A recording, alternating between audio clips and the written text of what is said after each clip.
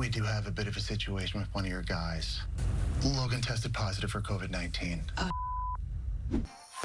In this week's episode of The Bachelorettes, Gabby sends Nate home, Logan gets COVID, and Tino lifts the most cheese. Hey guys, and welcome back to another Shared News. We have your weekly Bachelorette recap. But before we get into it, if you're new here, make sure to subscribe to our channel so you never miss out on any future videos. I'm your host, Allison Van Dam, and this week's episode was jam-packed. Now, the episode started with Gabby and Rachel having a conversation with Jesse Palmer, and Gabby discussing her fears with Nate having a daughter. I'm terrified of maybe putting someone else in my position or maybe making a wrong decision, and I have to weigh these options really heavily. Before her one-on-one with Nate, she said of him, quote, "I love the way he treats me. I love being with him. His daughter is the luckiest, and that makes me love him even more." Now, I automatically flagged this because she did use the L word here in regards to Nate, which I thought was going to be a good sign for their dates, and I thought he would be a sure thing for hometown dates and receiving that rose. However, the love she had for Nate wasn't enough. I have more healing and growing to do before I become a mom. And my life isn't in a place where I can fully commit and take on that responsibility.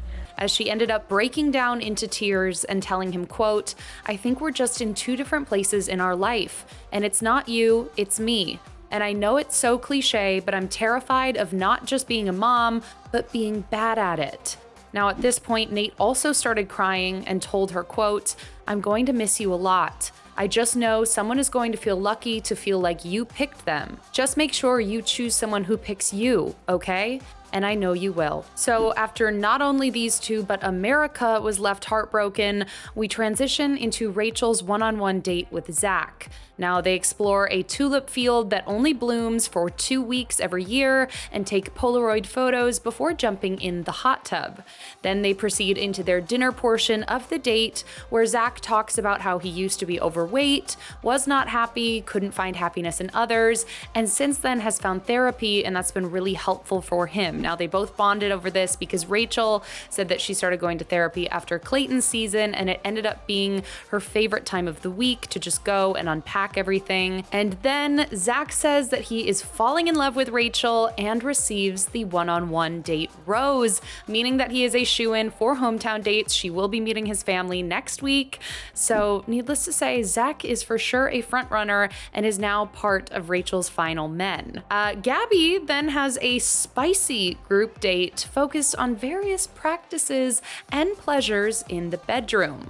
Now the men are put through a variety of questions and exercises, with some men excelling and others, such as Spencer, being completely out of their element. However, just after the date, Jesse ends up finding Gabby and tells her that Logan has tested positive for COVID, and as such, the cocktail party for her men was canceled. Now, this whole thing was a little confusing to me. Obviously, we've watched Logan switch from Rachel's camp to Gabby's camp. I don't know if during that interim he was exposed to other people, maybe he was staying in a different part of the ship, but the Bachelor franchise has been pretty locked down and pretty good at doing several seasons while we've been in this global pandemic. So it's a mystery to me how not only Logan got COVID, but how no one else was exposed as well. So definitely have some questions for Logan. If he wants to get in touch with me, please let me know. But for now, we'll just cross our fingers that no one else is exposed and the season can proceed as planned. Now, Rachel's group date is very different than Gabby's, and instead of focusing on the bedroom, focuses on cheese tasting, and even a strongest man competition in which the men have to lift up several wheels of cheese. Now, Tino ended up being the last man standing in this competition, winning the award of the strongest man and also winning a kiss from Rachel. The men then proceed into the cocktail party where Avon discusses his exes with Rachel and potentially some tension between his ex and his parents, but he assured her that his parents will love seeing the two of them together and that it'll be different. And Tyler tells Rachel that he is falling for her. Then Tyler ends up getting the group date rose after being vulnerable, making her feel seen, which doesn't sit so well with Tino. Tino ends up having to remove himself from the situation after Rachel leaves and said, quote, "This is an effing joke. It makes me wonder if I'm not seeing things clearly." Now, I don't think this really sat well with Aven or Ethan, who kind of watched him have this breakdown, but I guess we'll just have to see what happens between Tino and Rachel. I think we can all agree that he is one of her frontrunners and he's just kind of doubting himself at this point, or maybe he doesn't see the connection that Tyler and Rachel have either. Now, the episode wraps up with a rose ceremony where Gabby doesn't feel comfortable giving out 4 roses despite Logan having been sent home, leaving only 3 roses on her pedestal. Now, she ends up giving her roses to Eric, Jason, and Johnny, meaning that Spencer goes home. Rachel has already given out 1 rose to Zach and 1 rose to Tyler, so her 2 remaining roses go to Aven and Tino, meaning that Ethan is also sent home. Now, next week, as I mentioned, we are going to see the hometown dates, and I'm really curious how they're gonna fit 7 hometown dates into an episode, or maybe we'll see them split it between the next 2 episodes so we don't miss out on any of their connections. I honestly hope so, because we're down to the nitty-gritty, we're down to the end of this season, and I really want to see what connections are happening between the 2 bachelorettes and their final picks. And my fear is if we put 7 dates into 1 episode, we're really not gonna know all of the details. But that is everything I have for you guys for this week's episode recap.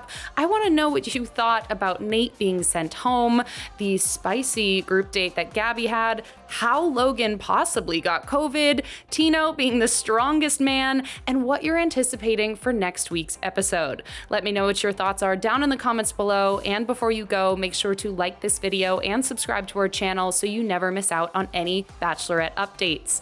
I'm your host, Allison Van Dam. My social handle is on the screen right now if you want to come say hello, come tell me all of your Bachelorette thoughts. Thank you guys so much for watching, and I'll see you in the next one. Bye.